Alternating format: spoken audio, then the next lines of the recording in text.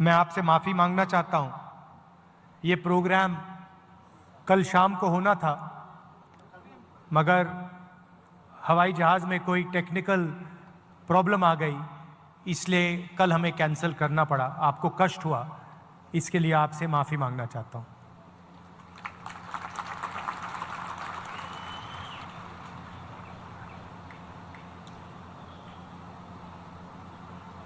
आज हम यहाँ ये मूर्ति का इनॉग्रेशन कर रहे हैं। शिवाजी महाराज की। ये सिर्फ एक मूर्ति नहीं है। मूर्ति जब बनाई जाती है, जब हम किसी व्यक्ति की विचारधारा को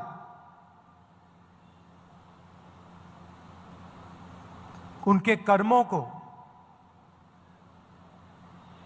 दिल से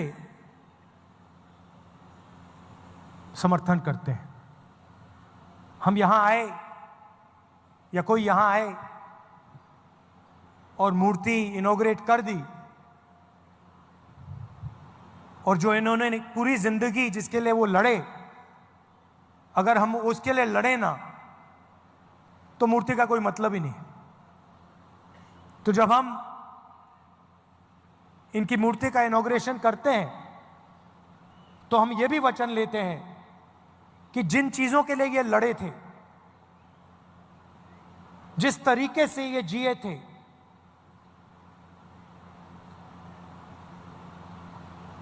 उनके जितना नहीं शायद हम ना कर पाए, मगर थोड़ा सा तो हमें भी करना चाहिए।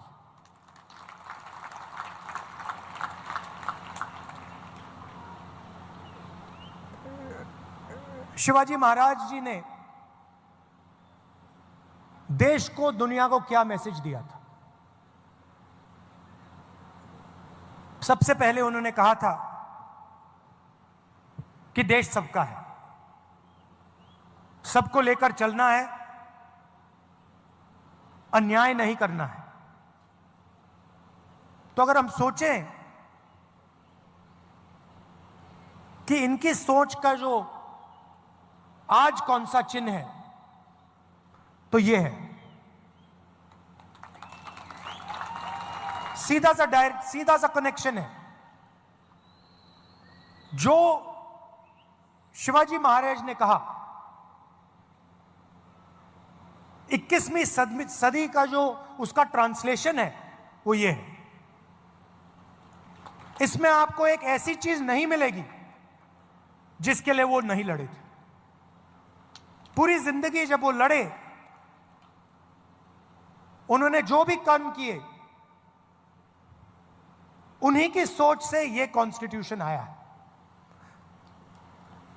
इसको हम दूसरे तरीके से भी कह सकते हैं, अगर शिवाजी महाराज जैसे लोग नहीं होते, साहू जी महाराज जैसे लोग नहीं होते, तो ये नहीं होता। मतलब सीधा कनेक्शन है। अब हिंदुस्तान में दो विचारधाराओं की लड़ाई है। एक विचारधारा जो इसकी रक्षा करती है, समानता की बात करती है, एकता की बात करती है, और वो शिवाजी महाराज की विचारधारा है। और दूसरी विचारधारा जो कॉन्स्टिट्यूशन को, संविधान को खत्म करने में लगी हुई है। सुबह उठते हैं और प्लानिंग करते हैं कि भैया शिवाजी महाराज का जो विचारधारा का कॉन्स्टिट्यूशन है, उसे खत्म कैसे किया जाए।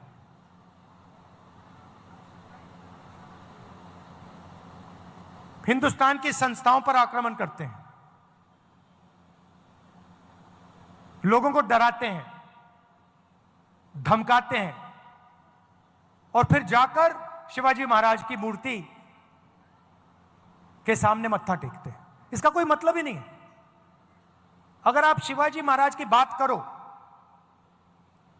अगर आप उनकी मूर्ति के सामने जाकर हाथ जोड़ो, तो फिर आपको इसकी रक्षा करनी ही चाहिए। आप देखिए, विचारधारा बहुत पुरानी है। इनके समय भी यही लड़ाई चल रही थी। जब इनका राज अभिषेक होना था, उसी विचारधारा ने राज अभिषेक नहीं होने दिया।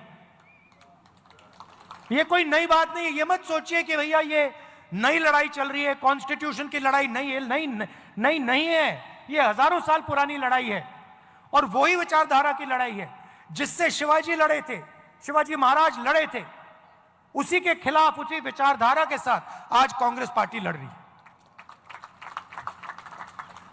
और आपने देखा, नियत दिख जाती है, नियत को छुपाया नहीं जा सकता है। उन्होंने शिवाजी महाराज की मूर्ति बनाई और कुछ ही दिन बाद वो मूर्ति टूट कर गिर गई। नियत गलत थी। मूर्ति ने उनको मैसेज दिया कि आप अगर शिवाजी महाराज की मूर्ति बनाओगे तो फिर शिवाजी महाराज की विचारधारा की रक्षा करनी ही पड़ेगी। इसीलिए वो मूर्ति गिरी है, क्योंकि उनकी विचारधारा गलत है।